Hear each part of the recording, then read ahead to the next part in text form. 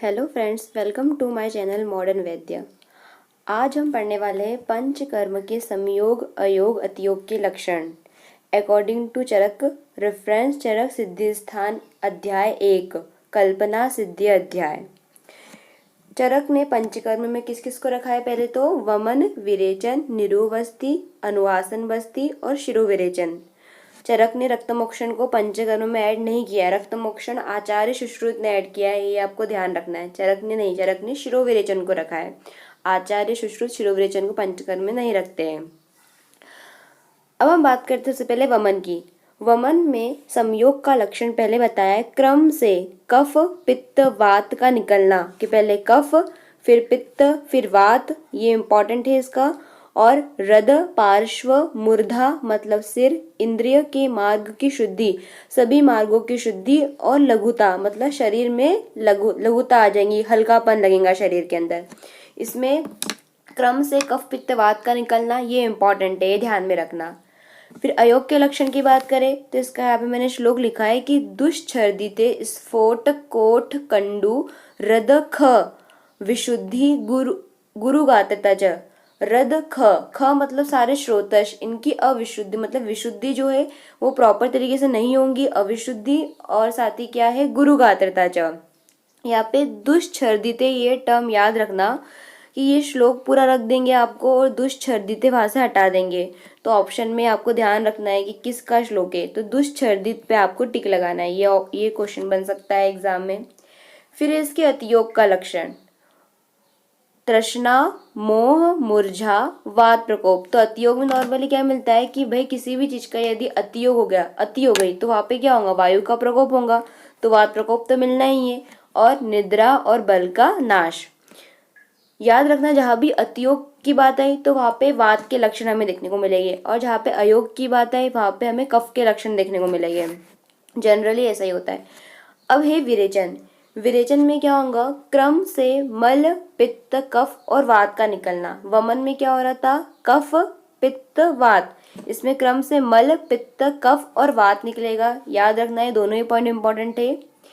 अयोग में त्रिदोष प्रकोप, very important, कि अयोग में त्रिदोष का प्रकोप होता है। प्रतिशाय कफ का लक्षण, देखो अयोग हो रहा है तो कफ का लक्षण मिलेगा प्रतिशाय, और वात का अनुलोमन न होना, कि भाई वहां पे अयोग हुआ है तो कहीं ना कहीं कफ है, तो कफ की रुकावट की वजह से क्या होगा? वायु का अनुलोमन नहीं होगा। ये तीनों ही इंपॉर्टेंट है। फिर अतियोग में कफ रक्त पित्त का क्षय, ज्यादा यदि विरेचन हो गया तो पता है कफ का भी रक्त भी निकलने लग जाएगा, तो रक्त इन सब का क्षय और वही वात का प्रकोप अतियोग हो रहा है। फिर वेरी इंपॉर्टेंट, तमः प्रवेश उन्माद हिक्का, ये तीनों ही पॉइंट इंपॉर्टेंट, तीनों लक्षण की तमः प्रवेश उन्माद हिक्का किसका लक्षण है? विरेचन के अतियोग का। निरुवस्ति, निरुवस्ति के सम्यक योग में मल मूत्र वायु का उत्तम प्रवृत्ति होना, मतलब कि यदि सम्यक हो गया तो हमें इजीली मल मूत्र वायु इजीली निकलेंगे, पास होंगे, सम्यक रूप से होंगे, कोई प्रॉब्लम नहीं आएंगी, अग्नि बढ़ जाएंगी, रोग की शांति, वही इंद्रिय विशुद्धि, सारे संयोग के लक्षण वही जो एक स्वस्थ पुरुष के होते वो इसमें सारे मिल जाएंगे। अयोग इंपॉर्टेंट है। अयोग में क्या मिलेगा हमें? प्रतिशाय इंपॉर्टेंट है, विकर्तिका हल्लास, ये तीनों पॉइंट इंपॉर्टेंट है। प्रतिशाय विकर्तिका हल्लास।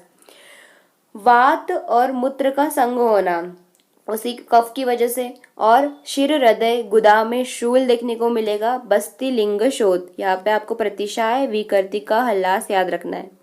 अतियोग का लक्षण सेम एज विरेचन की, जो विरेचन के लक्षण बताए गए अतियोग के वही निरुबस्ती के, कि विरेचन के आप याद रख लेना, तमः प्रवेश हिक्का उन्माद, यही सारे क्या है हमारे निरुबस्ती के अतियोग के भी आएंगे। अनुवासन बस्ती के संयोग के लक्षण वही कि मल की सम्यक प्रवृत्ति होना, इंद्रिय शुद्धि और निद्रा सम्यक रूप से आना। मेनली क्या है इसमें? अयोग और अतियोग के लक्षण इंपॉर्टेंट है, सम्यक योग के इतने नहीं है इसके, अतियोग और अयोग के ज्यादा पूछे जाते हैं। तो अनुवासन बस्ती में क्या होता है कि हम लोग स्नेह का उपयोग करते हैं, तो स्नेह की जब अयोग हो जाएगा तो बॉडी में क्या आएगी?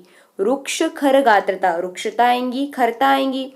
देखो जनरली क्या होता है कि हमने बोला है कि अब आप रुक्ष खर गात्रता है, आप बोलोगे अतियोग के लक्षण में आना चाहिए, नहीं, क्योंकि स्नेह स्नेह यूज करते हैं हम लोग अनुवासन बस्ती में, और स्नेह का यदि अयोग होगा मतलब हम वहाँ पे कम स्नेह यूज कर रहे हैं, या प्रॉपर तरीके से वहाँ पे स्नेहन नहीं हुआ है अनुवासन बस्ती के थ्रू, तो वहाँ पे गात्र कैसा होगा हमारा, बॉडी कैसी हो जाएंगी, रुक्ष और खर हो जाएंगी। तो ये वेरी इंपॉर्टेंट है, इसमें कंफ्यूज नहीं होना है कि अतियोग का है कि अयोग का है, तो ये अयोग का है। फिर वीण मूत्र समीरणाम ग्रह, कि वही हमारे मल मूत्र और वायु में रुकावट आना। फिर हमारे अधः शरीर और उदर, बाहु, पृष्ठ और पार्श्वों में वेदना होना। 3 पॉइंट है, तीनों ही इंपॉर्टेंट है, आपको याद रखना है। फिर अतियोग के लक्षण में विकृतिका और हल्लास। देखो आप हल्लास, हल्लास देख के हम समझेंगे भाई अतियोग में हल्लास कैसे हो रहा है, कफ, तो कफ की अयोग में नहीं आना चाहिए। क्यों? क्योंकि स्नेह हम यूज कर रहे हैं अनुवासन बस्ती में, और उसका यदि अतियोग होगा तो क्या होगा, हल्लास होगा, याद रखना है, ये इंपॉर्टेंट। फिर मोह, क्लम, सात और मुरझा। याद रखना कि चरक ने विकृतिका जो है अनुवासन बस्ती का अतियोग का लक्षण बताया है, और देखना निरुबस्ती में विकृतिका को अयोग का लक्षण बताया है। देखो मैंने हाईलाइट किया है ऊपर पॉइंट, तो याद रखना विकृतिका अनुवासन के अतियोग का लक्षण है और निरुबस्ती के अयोग का लक्षण है। फिर आता है शिरोविरेचन। शिरोविरेचन के सम्यक युग होने से उरह, शिर में लघुता, उरह प्रदेश मतलब वक्ष प्रदेश, इंद्रिय स्वच्छ और श्रोत विशुद्ध। इसका भी अयोग अतियोग इम्पोर्टेंट। अयोग का लक्षण क्या है, GSN। इसके भी 3 लक्षण है। G मतलब गलो उपलेप, S मतलब शीर्ष गुरुत्वम, सिर में गुरुता, और N मतलब निष्ठिवन। तीनों ही इंपॉर्टेंट है, तो आप इसको GSN करके याद रख सकते हो।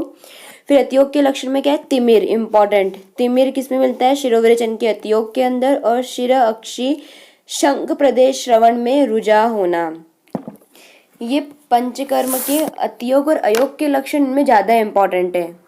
वमन का सम्यक योग वेरी इंपॉर्टेंट है, इसको आपका श्लोक याद कर लोगे ना तो ज्यादा अच्छा रहेगा। वमन के सम्यक योग का और अयोग का, इन दोनों का श्लोक आप याद कर लेना, मैं डाल दूंगी यहाँ पे श्लोक, तो आप इसको रेफरेंस देख लेना। चरक सिद्धि 1 का है, और श्लोक याद कर लेना, और आप बार ये रिवीजन करना बार बार, तो आपको ये टॉपिक इजी रहेगा याद करना। तो यदि आपको मेरी वीडियो पसंद आई तो लाइक करें, शेयर करें और सब्सक्राइब करें। Thank you student.